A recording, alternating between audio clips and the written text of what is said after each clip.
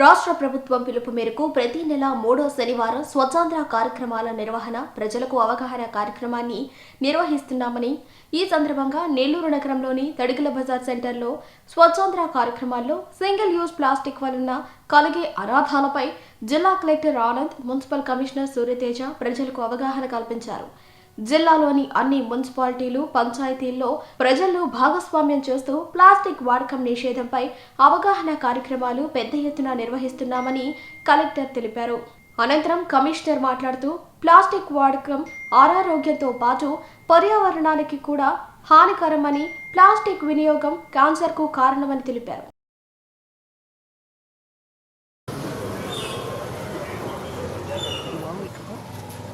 అవగాహన కార్యక్రమం ప్లాస్టిక్ రహిత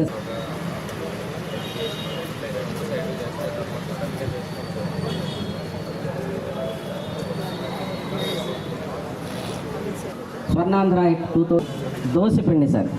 ఈ దోసపిండి ఎలాంటి కవర్లలో కడుతున్నారో దీనివల్ల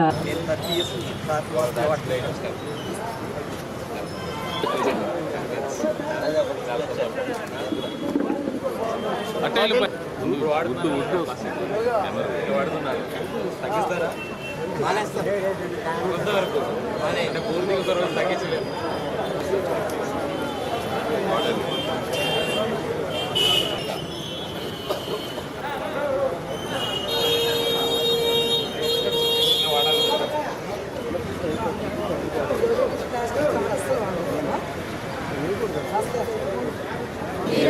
పరిశుభ్రత గురించి నేను వేసిన ఈ ముందడుగు ఆంధ్రప్రదేశ్ రాష్ట్రాన్ని శుభ్రపరచడంలో సహాయం చేస్తుందని నమ్ముతూ ఈ రోజు నుండి నా తోటి వారికి కూడా స్వచ్ఛతపై ఈరోజు స్వచ్ఛాంధ్ర కార్యక్రమం భాగంగా నెల్లూరు మున్సిపల్ కార్పొరేషన్లో స్వచ్ఛాంధ్ర ప్రోగ్రామ్ అటెండ్ చేయడం జరిగింది.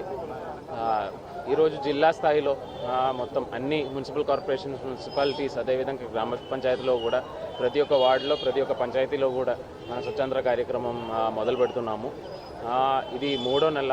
ఈ నెలది థీమ్ అంటే మన సింగిల్ యూజ్ ప్లాస్టిక్స్ ఏ విధంగా తగ్గించుకోవాలనే థీమ్తో లాస్ట్ ఒక 2 వారం నుంచి కూడా జిల్లా స్థాయిలో ప్రతి ఒక్క డిపార్ట్మెంట్ ద్వారా కూడా మనము ఇది మానిటర్ చేయడం జరిగినాయి. ప్రతి ఒక్క డిపార్ట్మెంట్ వాళ్ళ స్థాయిలో వాళ్ళు రెగ్యులర్ యాక్టివిటీస్ భాగంగా స్వచ్ఛాంధ్ర కార్యక్రమాన్ని తీసుకోవాలని కూడా చెప్పడం జరిగింది.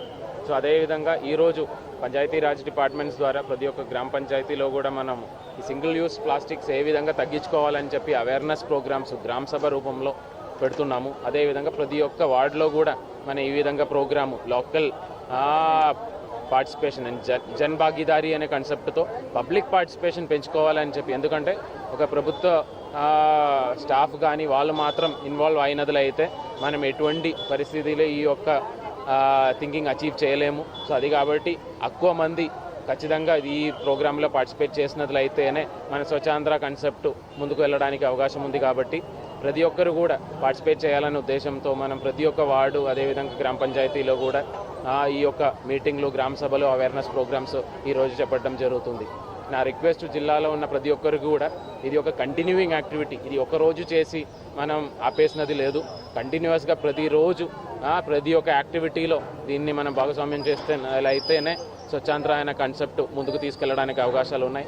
అదే కాబట్టి చిన్నప్పటి నుంచి పిల్లలు కూడా అవగాహన కల్పించాలని చెప్పి ప్రతి ఒక్క మనకు మేజర్గా ఉన్న స్కూల్స్లన్నింటిలో కూడా ప్లాస్టిక్ కలెక్ట్ చేయాలి, ప్లాస్టిక్ సంబంధించిన అవగాహనలు కల్పించాలని చెప్పి అక్కడ కూడా అవేర్నెస్ ప్రోగ్రామ్స్ పెట్టడం జరిగినాయి.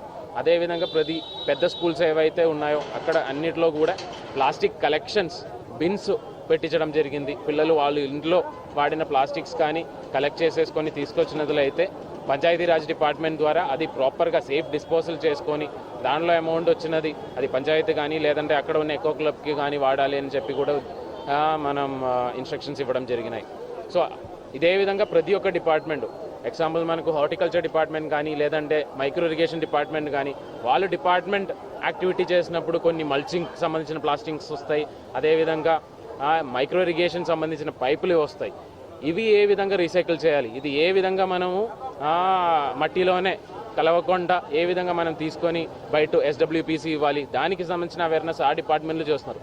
సో నా రిక్వెస్ట్ జిల్లా అధికారులందరికీ కూడా, అదేవిధంగా జిల్లా ప్రజలకు అందరికీ కూడా ఏంటంటే, ఇది ఒక సెపరేట్ యాక్టివిటీ కింద మనం తీసుకున్నది అయితే మనం ఎటువంటి సక్సెస్ చేసుకోవడానికి వీలవ్వదు.